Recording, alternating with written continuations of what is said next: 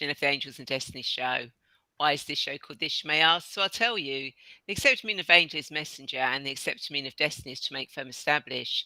So my guest and I bring you messages to establish what you need to know in the present. And also, I like working with angels and the calmness they bring. Now, in a moment, I will introduce you to my wonderful guest, Sifu Boggie. But before that, I'd like to say thank you so much for watching the show live at a later date, as it really does mean a lot to me to connect with like-minded people. Now, if you've never met me before, then my name is Ray, and I'm a guide who helps you remember your divine presence so that you can heal your past, create your future, and transform your present, to raise your consciousness, understand your spiritual path, and take charge of your destiny so you can spread your wings and soar.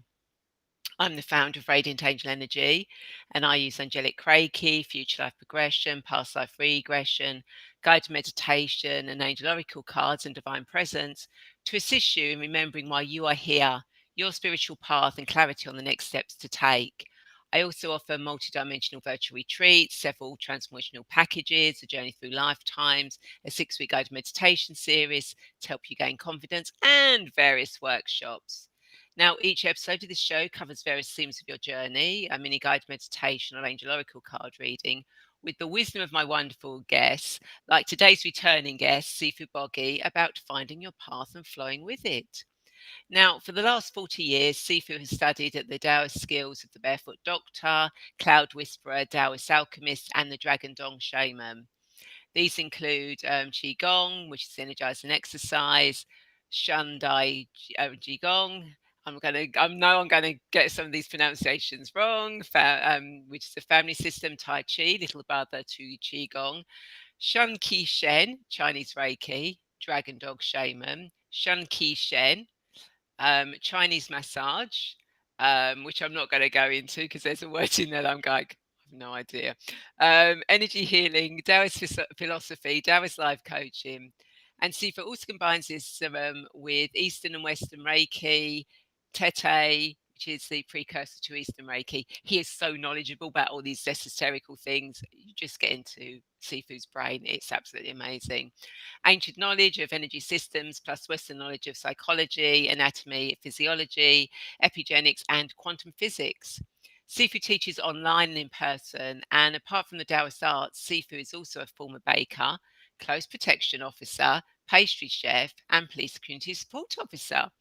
And to top all that, Sifu is currently an events organiser and setting up a holistic centre on Setcop Farms in Lincolnshire. So without further delay, hello Sifu and welcome back to the Angels and Destiny show. How are you today? I am good, thank you. It's funny where you were saying about, oh, I'm not going to say that one.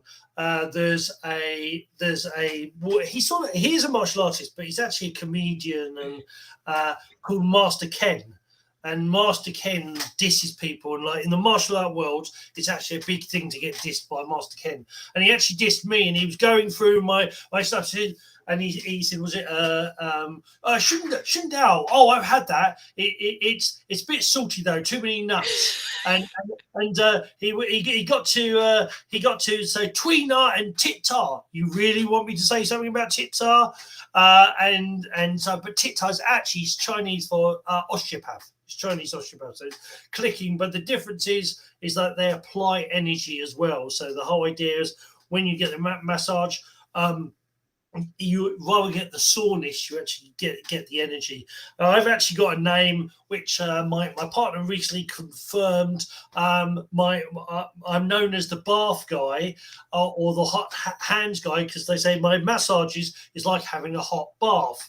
And my partner El says, yeah, he's the hot hand, the cold hot hand guy. He says the hands feel cold, but somewhere the heat comes from.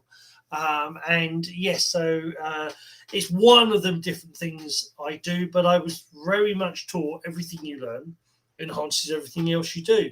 And it's amazing how, when you actually look, how many things are interconnected. And maybe, or in my show, I love spirituality and science. So I have a show called The Way of Conscious Mindfulness, which the wonderful Ray's been on. And the whole thing of the interesting thing is that in science, the 99.99% of the empty space is not empty. Actually, 1974, quantum physicists discovered that there was a thing called the field, and the field is what connects every atom. So everything is connected to everything else. So when the whole thing of everything you do enhances everything else, it's actually science. It's actually proven that everything connects everything else. Heck, I've done ice skating, and ice skating actually is a psychology, because if you're nervous and you fall, and if you're nervous, you get all stiff and wobbly on the ice, and if you fall over, it then hurts. But if you relax and smooth, you'll flow on the ice. So that's a reflection of life itself. If you're stressed and nervous, life will throw stressed and nervous stuff at you. But if you relax and flow with it, it will throw that at you instead. Yeah, well, I can say that about the ice skating. Well, I don't actually. It's really weird because I don't really have a bat. I can balance, but not on a moving object. I mean, I used to be able to do the bar at school or whatever, but you put me on ice skates for a bike, can't do it. And I remember going ice skating on a blind date once, and the guy, I wasn't really interested in the guy. I had black knees by the time because I just kept going over and over and over. He did actually have a black arm, but again, because I wasn't, I was stressed really, wasn't I? Because I didn't really want to be, didn't want to be there, um, and that. So yeah, so ice skating, yeah, I'll leave that to other people that can do that. I have been called the Jackie Chan of ice, or the Charlie Chaplin of ice, because I can be all over the place and yet somehow still stand up. And yeah, it's one of my great passions. I love qigong and tai chi, but ice skating is a great passion. Actually, I love food and cooking as well, which is probably why my nickname at my old job, my nickname was Kung Fu Panda. So but then again, I like food. I do martial arts, and Jack Black is awesome. So who wouldn't want to be called Kung Fu Panda? Well, I definitely would. Exactly. It makes absolute sense.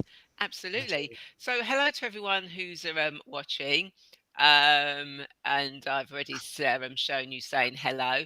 Please feel free to ask questions. You can tap into Sifu's brain if you want. As I said, he is amazing with the knowledge he has, both East and Western, quantum, practical, and just it all marries together.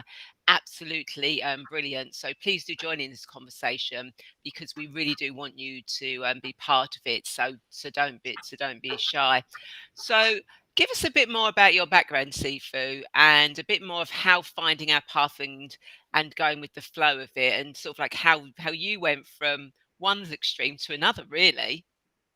I've gone through several extremes to another over the past 52 years. So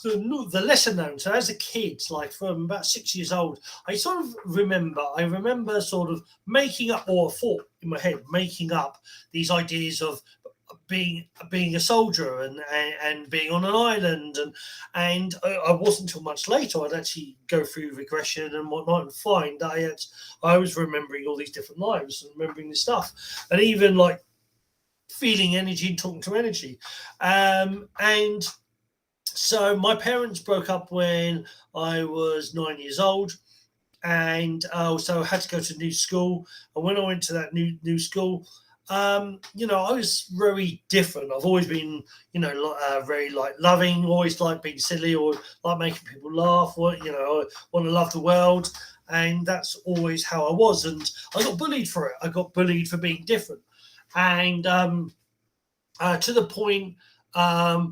To the point where I even tried to commit suicide a few times because I got so depressed, and I just hated the world and hated the people in the world because they seemed so negative, and they were shutting everything down. So because I was getting bullied, my parents took me to a martial arts. I started doing martial arts when I was 11 years old, and the first martial art I did was called Katina, or Kicks, I think it's called now.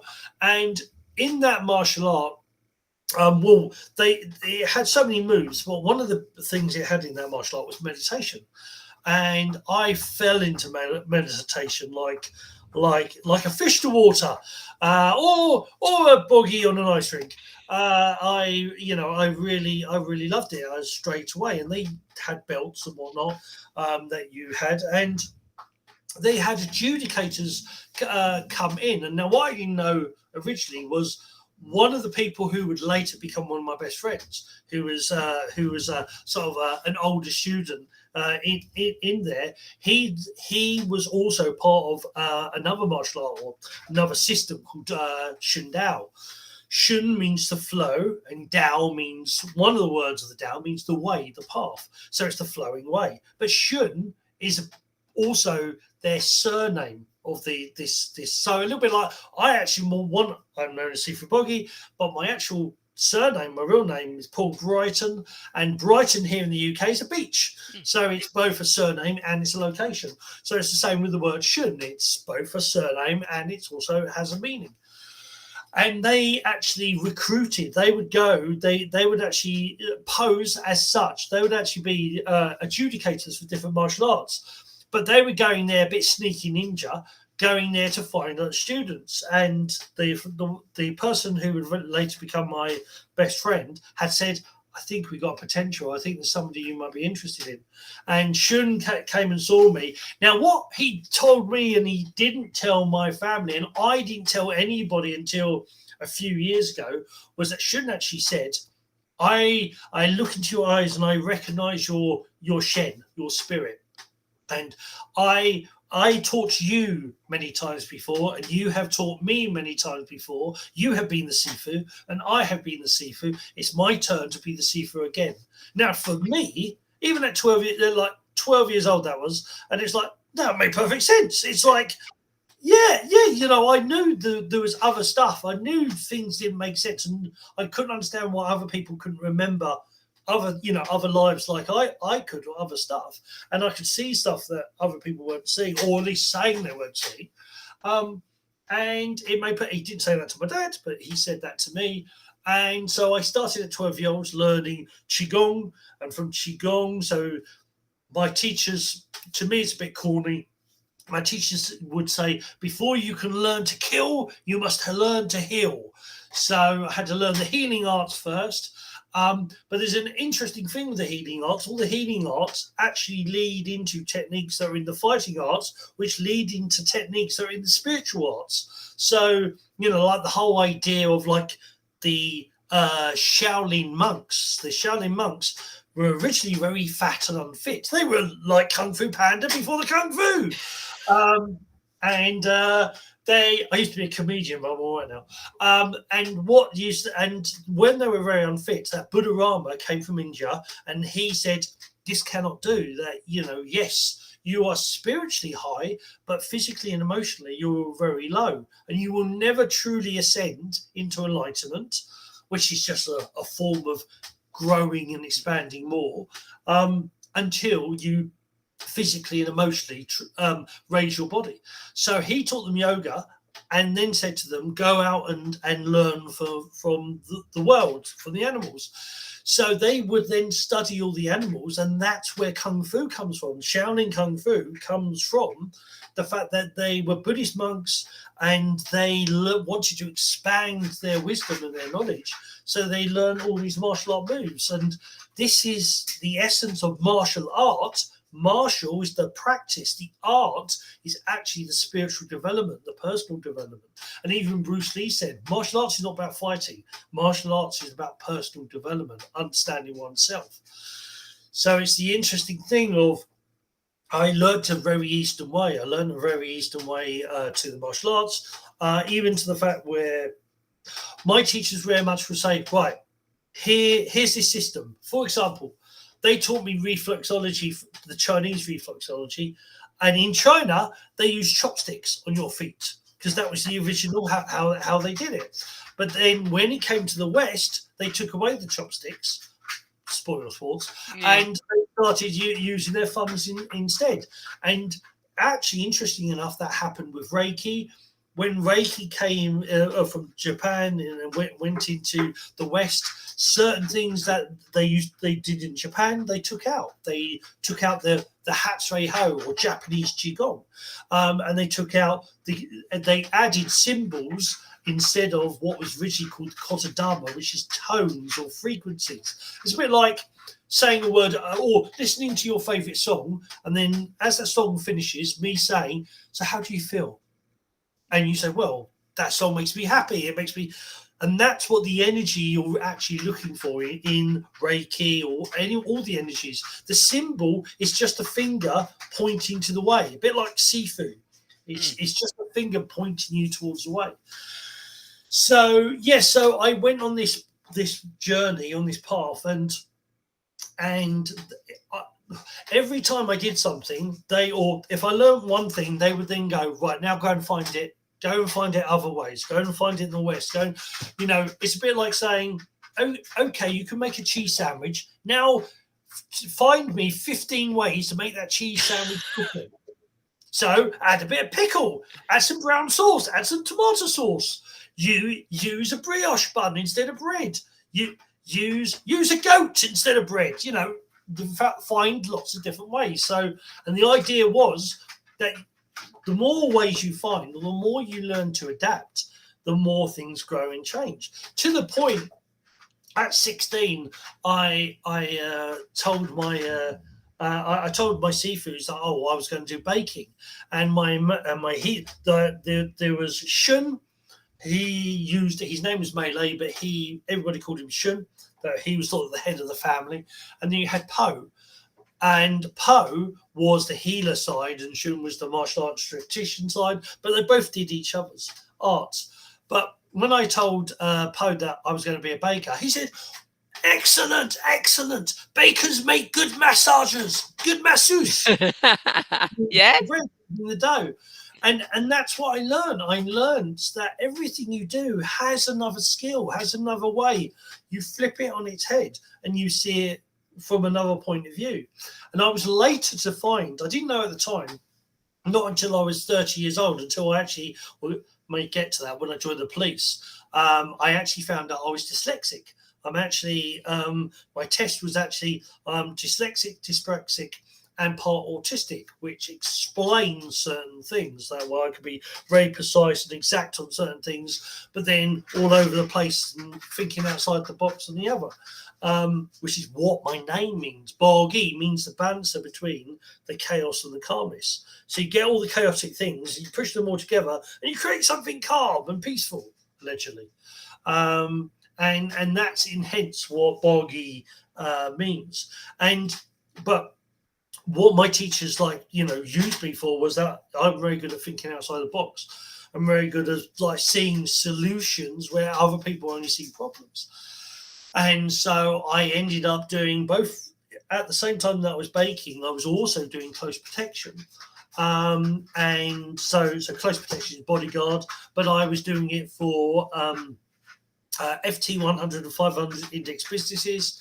I did a little bit for the Saudis. I did, but also, so it's the close protection side, but I also was still doing the massage side. In actual fact, I was called Protector of Interests was my title, which meant I did whatever the client needed. So if the client hurt themselves, I would do a massage and fix them. If they were stressed, I would do a bit of meditation with them or Qigong. And if somebody was attacking them, I'd go and do what I had to do. Yeah. But I also learned, in the FT 500, 100 index businesses, I learned that they use psychics all the time. They use empaths, publicly, that's woo-woo, we don't believe in all that sort of stuff.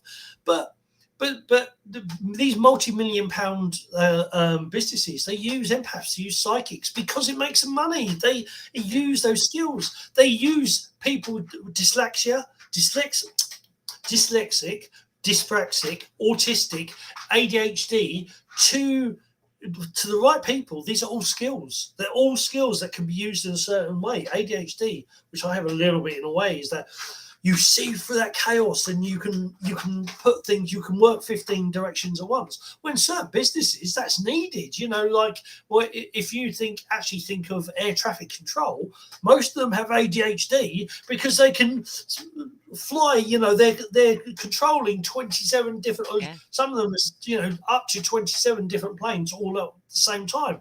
There's something else going on there.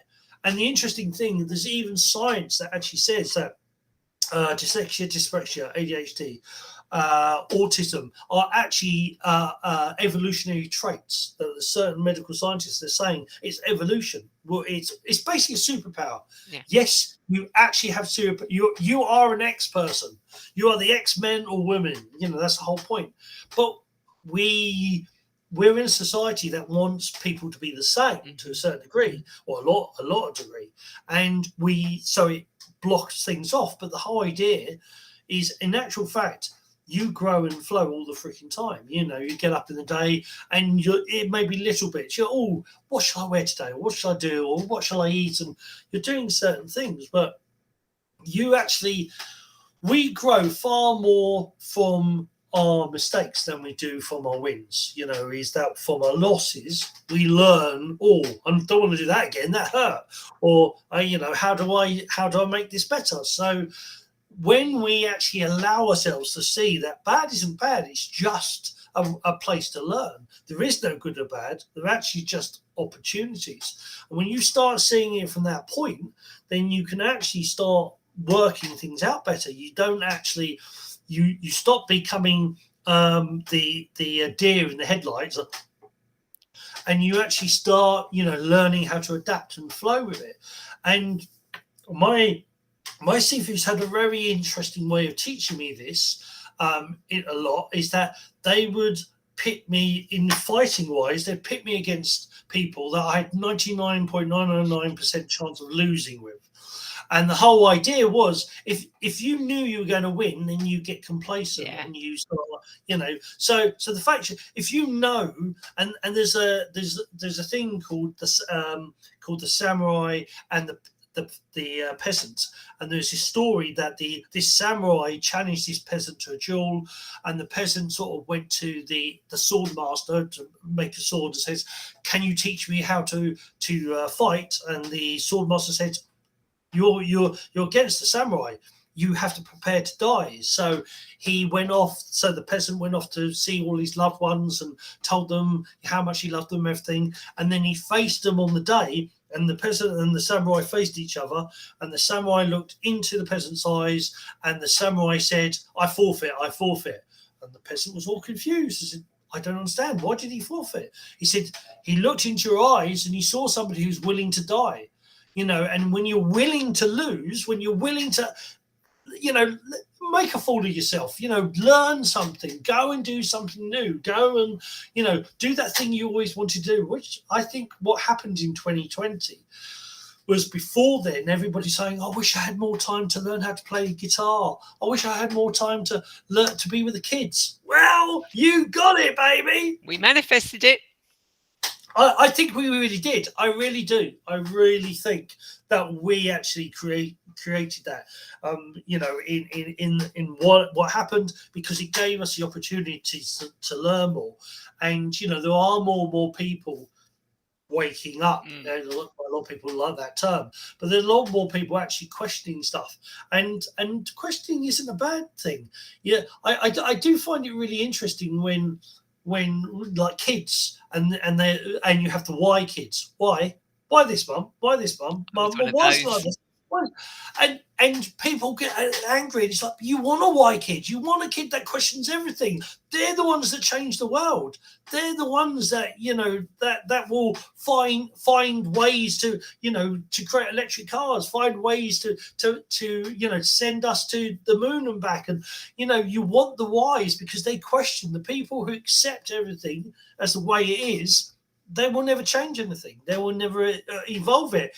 But that also means you'll never evolve.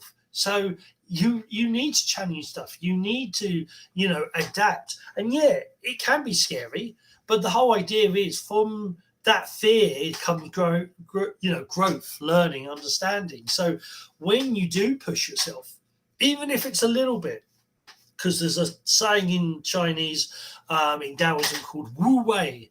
Now, a lot of people say that is do little and everything's done, and it is, but it's like domino effect. One little push of the domino and they topple and topple. And you ever seen like it's the record breakers, and they start off with tiny little dominoes, and the last one's a bit as big as a house, and and the but it's proven the point that from tiny little bit of effort, as it grows and it grows and it grows, things expand. So think of it like do one word, learn one new word of a language every single day, and you have 365-ish. If you can learn 10, you'd have 3,600-ish by the end of the year, and that's pretty much the basics to a lot of languages. You'll have a good understanding. So why not push yourself? Why not grow? Why not, do something new? They say about every day, do something that scares you. It doesn't have to be massive, just something you don't particularly like too much, and just learn that new thing. Yeah, and I think it's also in some way I've reset my thinking through something is curiosity. That is an absolutely brilliant word, I think, is to be curious. Because when you're curious, you're not that worried whether it's going to go right, whether it's going to go wrong. You're just curious, is it going to work? And so I love that word. And it is interesting. I think I don't know if it's an American one, but I know it's a British one. Curiosity killed the cat. But I find that really weird because I've not known many cats that have been curious and got themselves killed because they're so cautious. They do it in a way. In actual fact, in Tai Chi, there's a move called cat stance. And there's actually Tai Chi walking where you very gently touch the ground, and you're doing it in a way that is so softly because you're trying to sneak up on the on your prey that you're doing it. But it's that energy, but it is that interesting thing where curiosity killed the cat. Well, actually, I don't know many cats that work. Cats have 9 lives. Exactly. So he's got to be curious at least 8 times before he's got to get worried, surely. Exactly. Yeah, I mean, it's like my new cat. I watched her out in the garden. I've got a bay tree, and she was on the wall, and there was birds in there. But you actually saw her sort of like testing a little bit. Oh, is that steady? No, is that one a little bit steady? That feels that. Oh no, that's not steady. Let's go back that way. And it was actually fascinating watching her because she was literally testing. In the end, she decided it wasn't worth it because she was going to fall down, and she did. But so I never understand where we got that curiosity killed the cat from.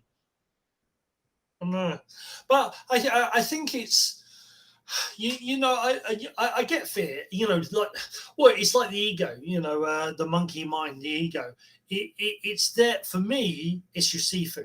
It's a teacher. One of the biggest shocks for other people was one of the people who bullied me when I was a kid. Decades later, came and says, Boggie, I'm so sorry for what I did as a kid. I didn't realise what effect I would have on people. And he said, mate, you're not going to get this, but you did me a favour.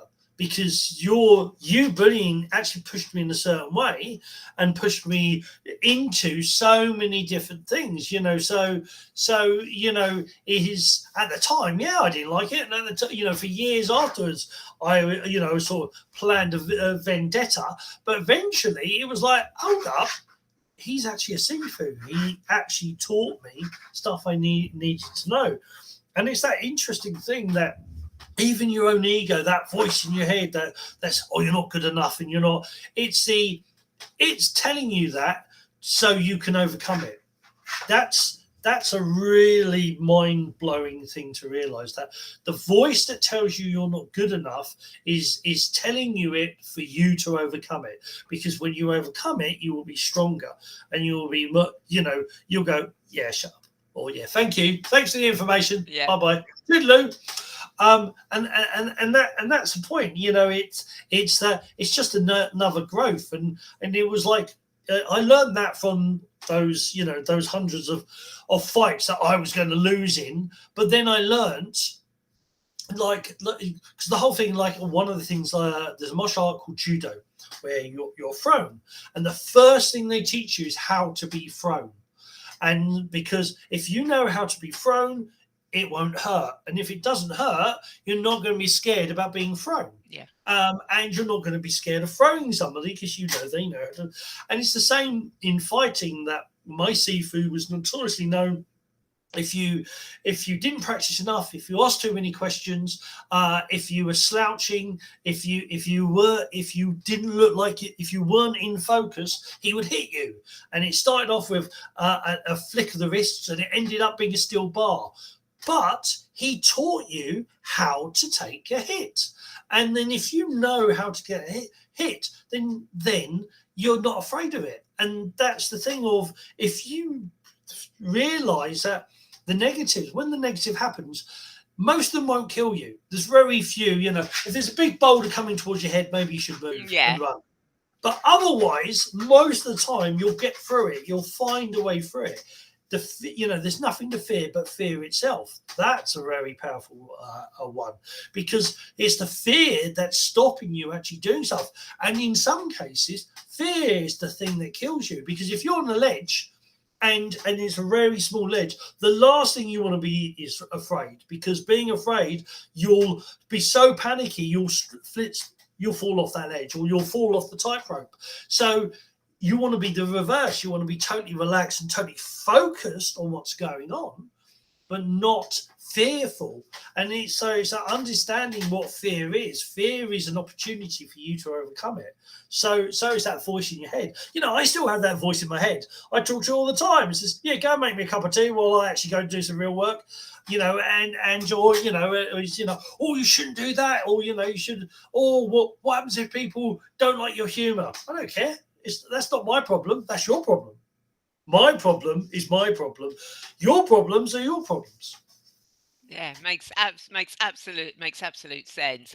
And it's like, with all things, it's just changing the perspective of things, and seeing it from a different angle, from a different view, from a different thought form, to see actually how it is beneficial to you, and how it can enhance your life rather than suppress your life. Yeah, there's like very quickly, is an old black and white one, but there's this old clip, and I've seen it recently, where at first you see this clip of like this skinhead running towards somebody. And then you see it again, and it's a slightly different perspective, and you see it again, and you see him like running towards this guy who thinks he's going to take his suitcase, and eventually you see the whole scene where it's the skinhead running towards the guy to grab him, to take him out of the way, because these bricks are about to fall on his head. And it's that whole thing of changing your perspective changes your reality. And that's the biggest thing, is that there's a great thing I learned from my teachers, but also from myself, was think of the things in the past that at the time were really scary. You look back now and go, oh, that was so funny, or that was, and it's that perspective. And it's like, what if you could have that perspective now? What if you realize that this is right now, this is really stressful and really scary, but in 10 years time, in 20 years time, I'll be looking back and going, that was a piece of chewing gum. That was a piece of flypaper. That was easy. I'm trying not to swear. That was, that was so cool. It was cool as a cool breeze. So the whole idea is that it's gaining that perspective now, is that you can get through a lot more than than you realize. Imagine everything you've already done, whether you're 14 or 44 or 94, you've already gone through so much, and everything that you've gone through has led you to here. And I believe, especially like with the progression, the one for yourself and the one for Josh, and you start looking into that, and everything, the past has a pattern, the future has a pattern, and do you really think do you really think you put yourself here to fall at a hurdle? Do you really think that that you didn't give yourself the opportunities, and like small failures are actually the learning steps for bigger moves? That's the whole point. So everything you're doing is just moving you towards something else. And when you can, I love that word, but when you can go with the flow, when you can just a little bit like Winnie the Pooh or Dory, just keep swimming, just go with that flow, just keep doing keep doing the things that, and that's something that I've really learned over the last 20 years especially, is that finding your passions, going with your passions, because they really are the pointing finger towards what you're here to do. And this is the big thing, why am I here? Well, you're here, you've got a mission, but you chose this mission. You already chose this mission. Your higher self is your future you that already knows that you're going to get through, because that's the whole point. And is that the whole point of whatever you're here to do, you chose it. You chose it knowing that you could do it and you could get through. And there are so many people that have had horror stories of living in cardboard boxes and ended up going from that into so much more. And every down has an up, and everything is about the process of growing and expanding and flowing. Absolutely. So you kind of like, you've done all the Daoist training, you've done all this that training, you've done the baking, and you can do all the kneading, so you're doing the massage, etc. You're doing all the the bodyguard stuff, massaging as well in that. There's a bit of a theme here, I think. So where did you go next? We're on this journey of flow. Well, see, because it's funny, like I'm 52 years old, and people goes, how did you get time to do all this? Well, I say, you can do more than one thing at once, in a day, I would go ice skating, I would go to work and bake, and I would teach. You can do a couple of things in one day. There's quite a few things you can do. So I did ice skating for a few years. Did ice hockey, did figure skating, and then went into so coming up to the year 2000, I was meant to be going to China with my Sifus. And I was meant to be going over there for at least 10 years and learn and doing close protection there, but going to Wudang Mountain and spending. So Wudang means 5 mountains. So I show 2 hands. Yeah. 5 mountains, not woo woo, just woo.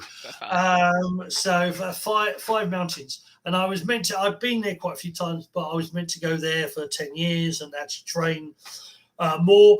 But life decided, or I decided, I was going to flip that, and I fell in love. I fell in love at the time, and but it was very much, I had a choice. Either I go to China, and that was going to create dog hair off my hand, go to China and spend over 10 years there, and almost not quite celibate, but it wouldn't be any time for a relationship, or I give it all up pretty much, because it was almost that sort of choice with my Sifus. They said, no, you go and you're staying there for a long period of time, and you train and whatnot. But you can't do both. You can't have the family life and this. And I chose the family life. I chose to be with a partner.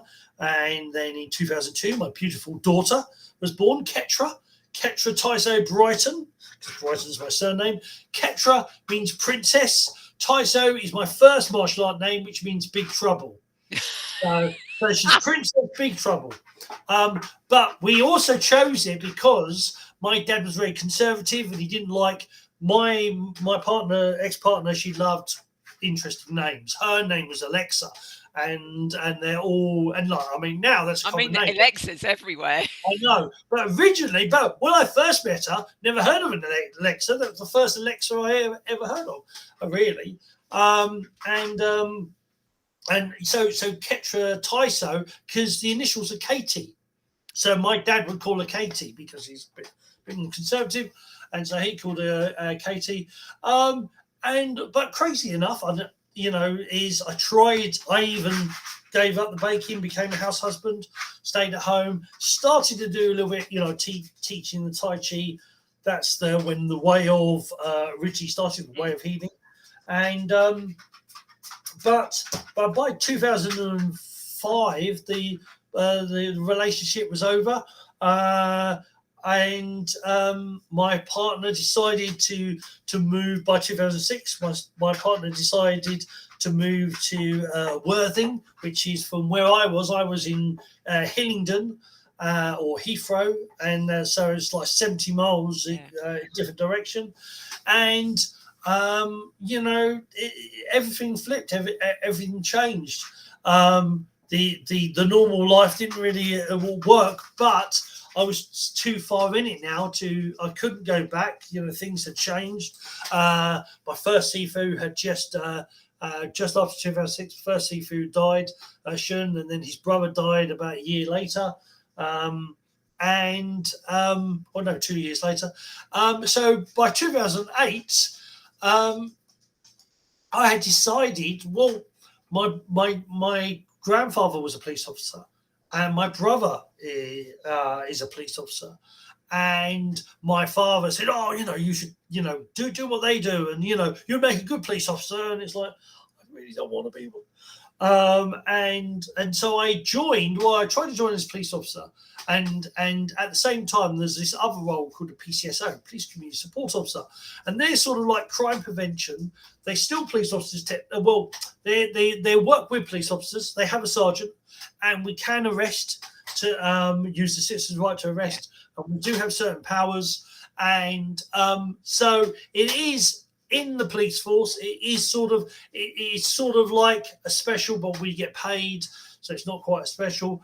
But it's a very confusing role, because in England, in one place we've got so many powers, and another place you've got totally different powers. So police officers back in 2008 didn't know what we did. The public didn't know what we did. Half the people that I knew didn't know what they did at first. So it was a very interesting role, but I loved it because it was all about crime prevention. It was all about helping people. It was all about being there being there publicly. I would ride. I used to ride a bike, and I did around about 20 miles a day cycling around my wards.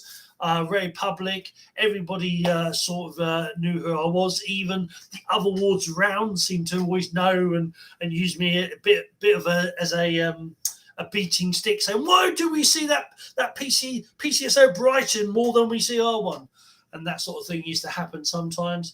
And where I actually was in a place called Ruislip, and Ruislip had the Lido, and the Lido was a lake with a beach, and it actually ended up being called the secret beach of London. Well, it wasn't that secret, because 5,000 people turned up every single day that it was sunny. So it's not that freaking secret, is it? Not really. But it was called the secret beach. And of course, so it ended up, so things were like that. You'd have a few, let's just say, undesirables looking at children, sort of thing. So you have to watch for that. You get Hillingdon was a non-drinking zone, but you get loads of people drink. It's a beach. I'm allowed to drink. I'm allowed to drink 15 pints. I'm allowed to have a barbecue on the beach. And it was actually the right line. You weren't actually allowed to swim in the water, which is really crazy. But it was a beach, but you weren't allowed to swim. But they had red flags, which for those who know, but the coast, red flags means you can't swim today, but it doesn't mean you can't swim at all. It just means you can't swim today. So everybody assumed you could swim. So that used to add a little bit to the confusion. And my role, I used to have about probably between 3 and 15 missing kids on a busy day.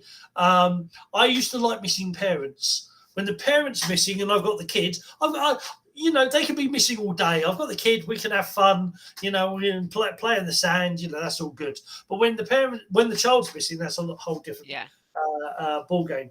So that was my role, but also we did burglaries. So we're not actually doing the burglary. No. I mean that would be totally against. I think it would be. I think when people saw me out of uniform, I think they thought I was a burglar or a shoplifter. But so that's something, because I used to like my hoods. I still like my hoods. No, we would do crime prevention information. So if somebody's burgled, we'd go and see them and give them support. But if people were worried about burglary, because when that burglary would happen, we would go to like 25 houses around and we would leaflet drop and warn them about burglaries, and they'll say, "Oh, what do we do?" And so you sort of talk about different systems or easy ways to protect yourself. So my role was very much about communicating with people and interacting, and being a bit of a sneaky ninja is that I could do the stuff I do. So like somebody's really upset and distraught, I would blast them with energy, because in actual fact, you get some people say, "Oh, you have to get permission." Why do you have to get permission to have? Do you ask the sun? Does the sun ask you permission to shine down on you to give you warmth and light? Does a fire ask you permission? Is it okay for me to heat you up? Does the cold air give you permission? Is it okay to put a chill down your back? It exists because it exists. When energy comes towards you, you can accept it or you cannot accept it. That's your right. Yeah. That's, what comes towards me is down to me. What comes towards you is down to you. So you can send energy to people. You can send love people. You can send people a gift basket. They don't have to accept it, do they? No. So it's the same thing with energy. Energy is a gift basket. I would give out energy to people and see it calm down. But I didn't have to tell them what I was doing, because it wasn't about ego for me. It wasn't about, "Oh, look how wonderful I am, I'm doing this." No, it was about just doing service, being of service. So it was an interesting thing to do that, and it was I did enjoy it, but it got to a point. In 2020, my dad got cancer. The cancer came back. He had cancer originally 15 years prior. It was throat cancer, and he managed to survive it. He was the 0.01% of throat cancer, who most people with throat cancer only last about 5 to 8 years. He lasted 15, and I have no idea how that happened. But the whole idea that unfortunately it came back, and with COVID there was a lot of fear and anxiety, and that set in, and he passed away in 21 and last year, and it changed everything for me. It made me think. It made me realize, that maybe you should just take a risk every now and again. And I was working in Hillingdon, which is right near London, or right near Heathrow Airport, but I was miserable. I wasn't happy. Every single week I was going to the sea, going to Brighton, and suddenly I was thinking, well, why am I living down there? What is actually stopping me from living down there? And ironically, in COVID, what happened, my landlord, because I was renting a place, my landlord actually said, COVID's happened, I'm going to sell up. So he sold up, and suddenly I was out of a house, and it was like, perfect opportunity. So I started looking down there instead, and I had awesome people at work who was sort of helping me as well. And so I moved down, like out of a whim, I moved down to Worthing. It was 76 miles that I had to then travel back to work. And people say, "You're mad, you're doing 4 hours traveling a day." And it's like, I finish work, I go home, sit near the sea, have a hot cocoa, listen to the sound of the sea, watch the stars, and you think I'm mad? Okay, I'm mad. I'll take that. Yeah. And that's what I wanted. That's, I loved the sea, and that was awesome. And that started to flip things. For a long time before that, I was in a very dark place where, it was like I couldn't see the light. I was in a long tunnel, couldn't see the light. I couldn't understand. And I was saying to myself, for the universe, look, I want to heal people. I've got all these skills, all these abilities. Why don't you let me do it? Come on, give me a chance. So the first move was me moving down to Worthing. And from there, I met my partner, Eleanor, and she actually lives 250 miles the opposite direction in Lincolnshire. And she has 9 acres of land. And for the last 19 years, she's been on her own with her 2 sons. One's 14 now, one's 22. But she's been pretty much on her own, working, looking after 6 Airbnb, and she does weddings and she does camping. And we talked about me doing an event there, and that's sort of how the relationship started. And I came down, did the event, and we started dating. And then from there, it was sort of just going more and more. It's like, I would love to help you run this place. You want somebody to run this place. And then it was just a case of, well, then I got to take that risk. I got to take that leap. So going from a very, very secure job for 14 years, very good money, literally giving it up, only about a month's worth, normal money, which I'm stretching out now, but about 2 months worth of money, to my name, which I never stretch out. But then down here, she's actually gone away gone on holiday, and I'm looking after the Airbnb. We got 3 alpacas, looking after them. We've got a cat and a dog looking after. And I've got to say, I mean, I loved Worthing, absolutely loved Worthing, but I'm the happiest I've been for a long, long time. And I've got the opportunity with the land. We're talking about doing glamping now, which is the next thing. Sneaky Ninja, we're going to offer relaxation retreats, which basically I'm going to drop you the red pill. What happens? Basically, and because my massage, when I've done massages in people in the past, I've had people who had regressions. I've had people had suddenly see auras and energy, because that, sort of what I'm doing clears all of that and helps wake you up.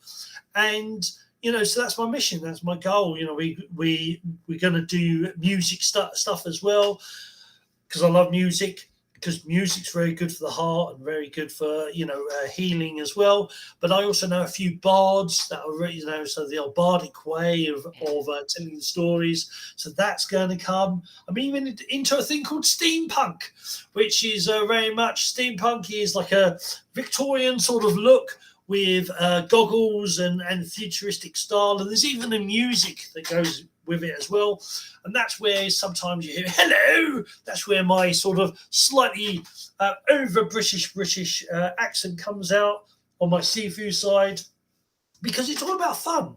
Yeah. Is that you're meant to have fun, you're meant to grow, you're meant to expand, you're meant to learn, and you're meant to have fun. A lot of people talk about the masculine and the feminine and their qualities, and not just male and female, but whether one of my Sifu sayings and jokes, whether you're male, female, banana, or goat, you have a masculine energy quality side, you have a feminine quality side, and you also have the sacred child.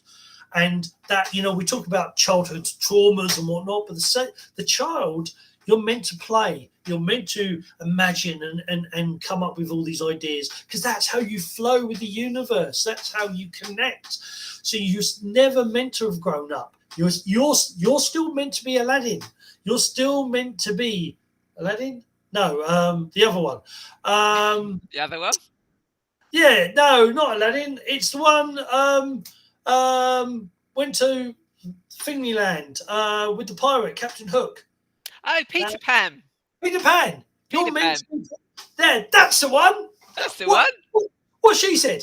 You're meant to be Peter Pan. You're meant to. Yes, you take responsibility of certain stuff. Yes, and yes, that's the masculine side. Get things done. Doing. That's the masculine side. The feminine side. Nurture, love, maintain things, allow them to grow. But the child side of you, you're meant to play. You're meant to be a little bit silly. You're meant to dream and fantasize, and that allows you to connect to the universe. That's dreaming and fantasizing is basically the Akashic records. When people talk about connecting the Akashic records, what do you think dreaming is? You're opening up to that universe. You're opening up to all that information. Yeah. Behavioral. Which is absolutely perfect and leads us on very nicely to, as you know, I do guided meditations and angel oracle card readings, and each week I like to ask my guests what they would like me to do. So Sifu, would you like me to pull a card for you and those watching, or do a mini guided meditation? Oh, that's not fair because I like both. Let's pull a card. Okay. Well, I tell you what, why don't we do both anyway? I'll pull a card and do a guided meditation on what the card is. And and as you do the guided meditation, I'll blast it with chi. Oh, excellent. Yes, we did that before, and that was really, really good. Yes, I like the sound of that. Okay, so what does Sifu and everyone who's watching this need to know for their highest good at this moment in time? Yeah, we did that last time, and that really, really worked out quite nicely. Okay, so I'm not going to tell you on the card till afterwards. So just close your eyes. And as you do so, take a deep breath in. And on the out breath, just release everything that doesn't need to be in this space. Take another deep breath in. And on the out breath, just release everything that doesn't need to be there. And allow your breathing to fall into its natural rhythm. Every in breath relaxing you more and more. And every out breath just releasing everything that doesn't need to be here. And just think about relaxing your whole body. Think about relaxing your whole body from the top of your head to the tips of your toes, all the way down your arms to your fingertips. For when you think about relaxing, so you will relax. Allow yourself and give yourself permission to relax. And just think about relaxing the top of your head. And as you do, just feel the top of your head start to relax. And allow that relaxation to move down into your face, your eyes, your ears, your nose, your mouth, down into your ears. That relaxation flowing down into your neck, down into your shoulders, beautifully relaxing, massaging your shoulders as that relaxation moves all the way down your arms to your fingertips. And allow that relaxation to move into your upper body as you feel your chest muscles start to relax, all your stomach muscles relax, the whole of your back start to relax, and your spine relaxing vertebrae by vertebrae by vertebrae. As that relaxation moves down into your hips, your pelvis, your buttocks, down your legs, all the way into your feet and your toes. And your whole body is just so relaxed. And just engage your imagination now and see yourself at the top of 10 wide, safe, comfortable steps. 10 steps leading down to a beautiful door. And in a moment, you're going to walk down the steps from 10 to 1, each descending number relaxing you more and more. So start walking down the stairs now, 10, going deeper down the stairs, 9, deeper down the stairs, 8, more and more relaxed, deeper down the stairs, 7, going deeper down the stairs, 6, Deeper down the stairs, 5, more and more relaxed.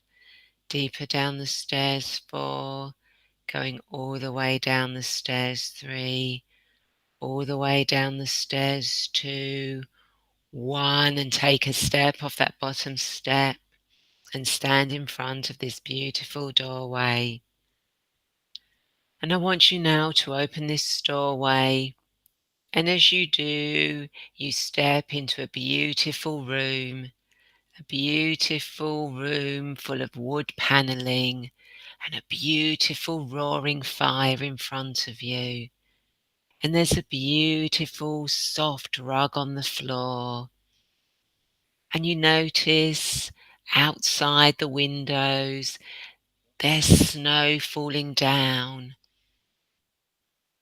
And you notice that the snow is quite high. It's as if you're being cocooned, sheltered in this space with this beautiful fire. A chance for you to take shelter, to go within to find the answers that you need. You have all the time, the space in this beautiful shelter. So you settle down in front of the fire, relaxing on this beautiful soft rug. And as you gaze in the fire, think about any questions you've got that you want to know the answers to. And just watch the flames flicker and maybe start making patterns and pictures, giving you the answers that you know are within you. And I'll leave you for a moment or two just to take space in this shelter and find the answers to the questions that you most need to know, that are in with you, that will be shown to you in the flames of the fire.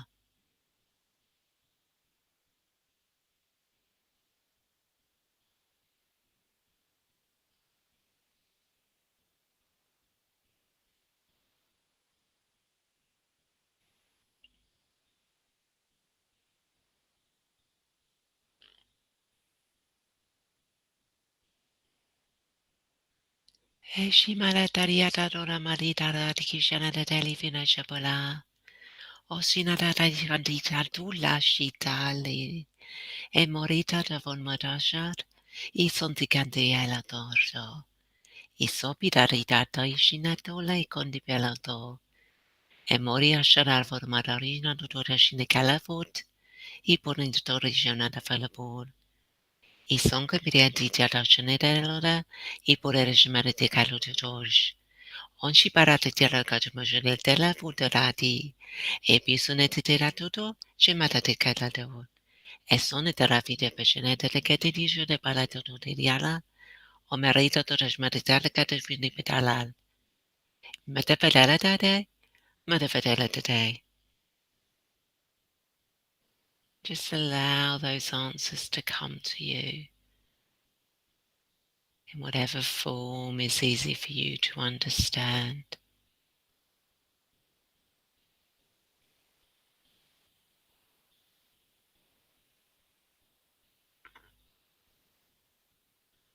And now, as this is just a short space of time, just ask your last question, get the last answers that you need.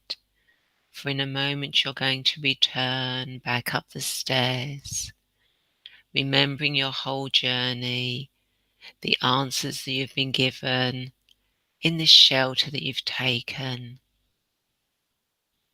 So stand up now and walk back to that door. And as you get to that door, just open the door. And as you do, you find yourself at the bottom of your staircase. And if you want to close the door, you can close the door, or you can leave it open. The choice is yours, and this is a room that you can come back to anytime you wish. So ready now, let's start walking up the stairs. 1, coming further up the stairs. 2, further up the stairs. 3, further up the stairs. 4, Further up the stairs, 5, remembering your journey, remembering your answers. Further up the stairs, 6, coming further up the stairs, 7, feeling so wonderful. Further up the stairs, 8, further up the stairs, 9, feel more clarity, more focus. All the way to the top of the stairs, 10, wiggle fingers and toes, open your eyes, make sure you are fully back, fully present, and welcome back.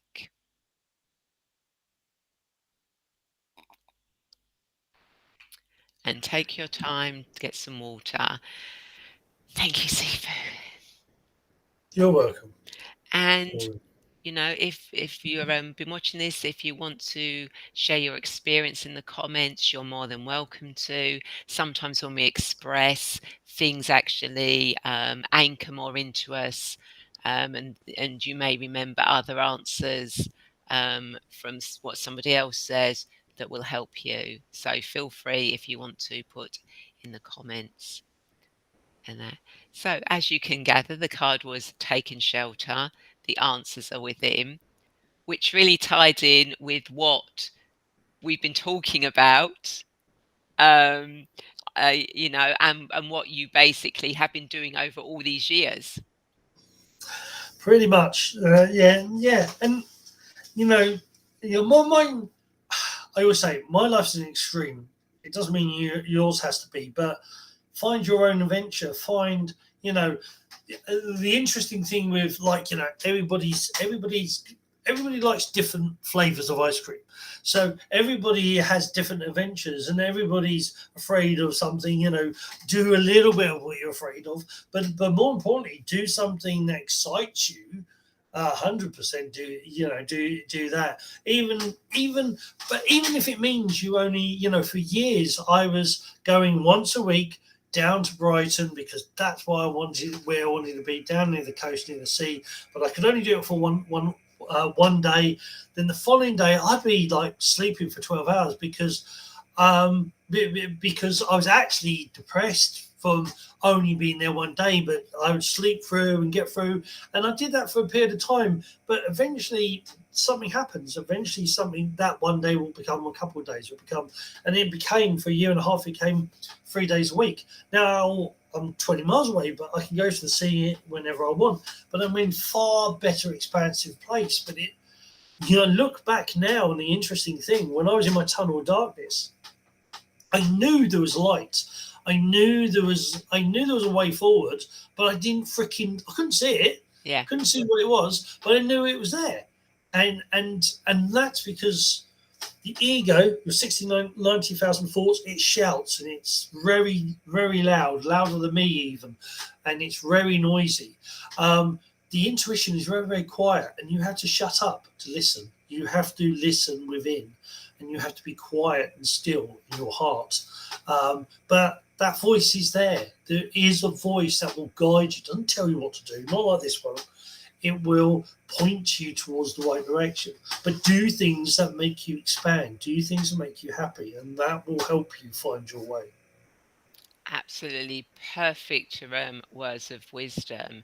Now, I hope everyone that you've enjoyed this conversation and found it insightful, because I know I definitely have, and I always do when I have Sifu on the show, because he's just got so much information and puts a whole new perspective on a lot of things that you may have thought.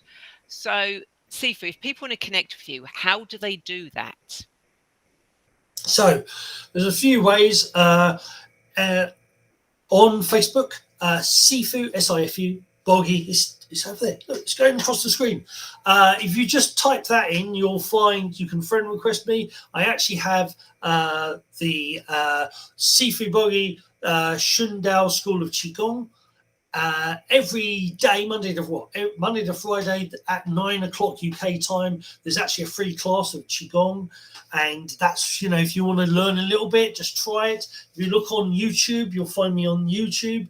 One of my Qigongs, Twist the Waist, has had 11,000 hits over the last 6-7 years. You can find me on Instagram, Sifu.Boggie. On there, and I'm also on Ko-fi and Patreon, which is a way